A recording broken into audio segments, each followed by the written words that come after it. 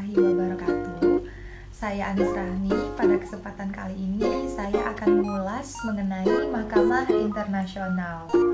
Mahkamah Internasional merupakan suatu badan pengadilan internasional resmi yang bersifat tetap dan juga bertugas untuk memeriksa dan memutus perkara-perkara yang diajukan kepadanya.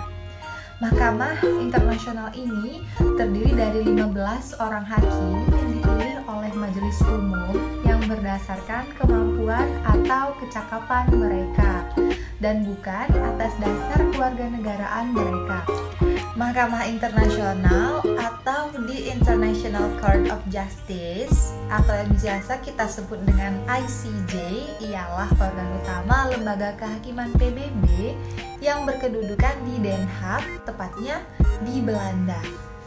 Nah, Mahkamah Internasional ini didirikan pada tahun 1945 berdasarkan Piagam Perserikatan Bangsa-Bangsa atau PBB. Mahkamah ini mulai berfungsi dan aktif sejak tahun 1946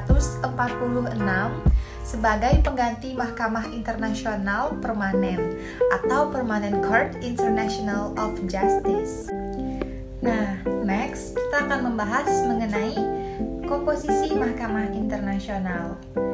Dalam pasal 9 Statuta Mahkamah Internasional dijelaskan bahwa komposisi Mahkamah Internasional terdiri atas 15 orang hakim dengan masa jabatan 9 tahun. Ke-15 calon hakim tersebut direkrut dari warga negara anggota yang dinilai cakap, tentunya cakap di bidang hukum internasional ya. Nah, dari daftar calon hakim ini, Majelis Umum dari Dewan Keamanan secara independen melakukan suatu pemungutan suara untuk memilih anggota dari Mahkamah Internasional itu sendiri. Selanjutnya, para calon yang mendapatkan suara terbanyak akan terpilih menjadi hakim Mahkamah Internasional. After that, biasanya 5 hakim Mahkamah Internasional berada dari negara-negara anggota tetap Dewan Keamanan PBB, yakni Amerika Serikat, Inggris, Prancis, Cina, dan Rusia. Di samping 15 hakim tetap, pada pasal 32 Statuta Mahkamah Internasional memungkinkan juga untuk dibentuknya hakim ad hoc. Nah, hakim ad hoc ini terdiri atas 2 orang hakim yang diusulkan oleh negara yang bersengketa. Kedua hakim ad hoc tersebut akan bersama-sama dengan 15 anggota hakim tetap untuk memeriksa serta memutuskan perkara yang selanjutnya akan disidangkan. Next, kita akan membahas mengenai fungsi dari Mahkamah Internasional itu sendiri. Fungsi utama Mahkamah Internasional ialah untuk menyelesaikan kasus-kasus persengketaan internasional yang subjeknya ialah negara tentunya. Dalam pasal 34 Statuta Mahkamah Internasional menyatakan bahwa yang boleh beracara di Mahkamah Internasional yaitu subjek hukum negara. Kemudian ada 3 kategori negara yang menurut statuta ini yaitu sebagai berikut. 3 kategorinya yakni yang pertama yaitu negara anggota PBB berdasarkan pasal 35 ayat 1 Statuta Mahkamah Internasional dan juga pasal 93 ayat 1 Piagam PBB otomatis mempunyai hak untuk beracara di Mahkamah Internasional. Yang kedua yaitu negara bukan anggota PBB yang menjadi anggota Statuta Mahkamah Internasional bisa beracara di Mahkamah Internasional jika sudah memenuhi persyaratan yang diberikan oleh Dewan Keamanan PBB atas dasar pertimbangan Majelis Umum PBB, yakni bersedia untuk menerima ketentuan dari Statuta Mahkamah Internasional Piagam PBB pada pasal 94 dan segala ketentuan.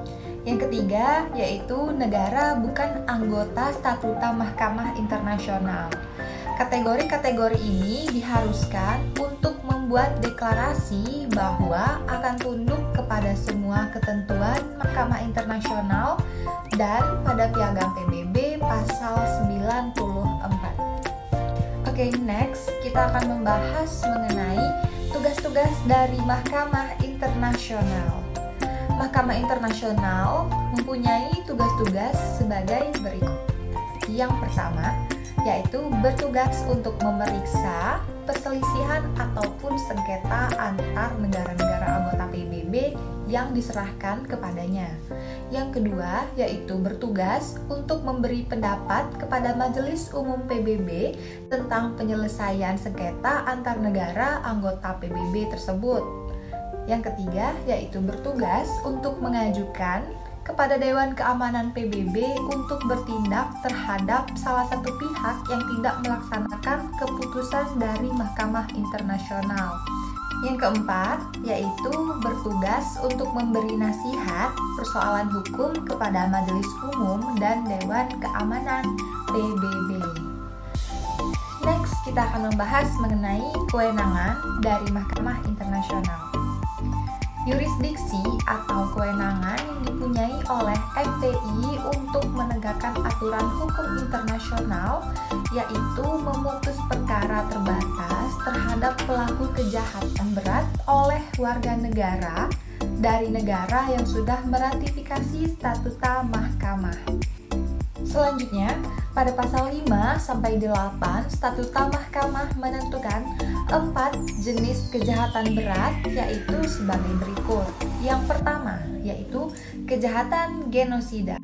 Kejahatan genosida atau the crime of genocide, yaitu tindakan jahat yang berupaya untuk memusnahkan keseluruhan ataupun sebagian dari suatu bangsa, etnik, ras, ataupun kelompok keagamaan tertentu. Yang kedua, yaitu kejahatan terhadap kemanusiaan.